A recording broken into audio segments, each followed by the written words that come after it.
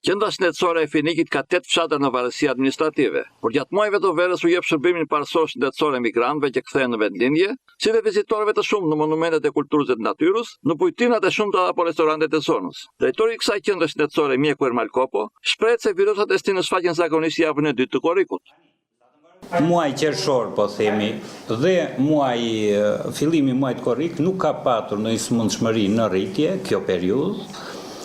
Dhe diku mund të quhet është shumë qetë, nuk ka filluar akoma pjesa e enterovirozave që janë specifike, problemet me diare të vjella që janë specifike kryesisht virozat e stinës së verës. Për momentin akoma jo. Zakonisht ato fillojnë nga java e dytë e korrikut, që siç ka ndodhur çdo vit.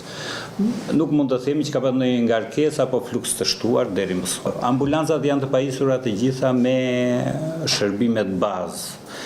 Personeli, pjesa e medikamenteve që janë baza kryesorja, dhe më tepër ka të bëjë çik me sqarimin pak dhe me sqarimin e njerëzve, më shumë edukimi për këtë periudhë.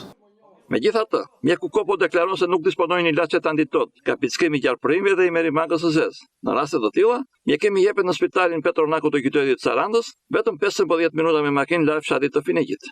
Qendra shëndetësore e Finikit vetë si ambulanca janë të tëra të pajisura, që me pjesën e medikamenteve antialergjik, me pjesën e mjekimeve që mund të jenë që nga pickimet, nga prerjet, nga kafshimet e ndryshme, duke qenë edhe një pjesë e popullatës që merret edhe me pjesën e bujqësisë, janë të pajisura tëra për dëmtimet që mund të ndodhin nga këto gjëra, me antitetanikët që janë të pajisura për momentin, ka mungesa vetëm tek antidoti që është për pickimin nga gjarpri dhe nga merimanga e zezë, vejush e zezë që i thonë.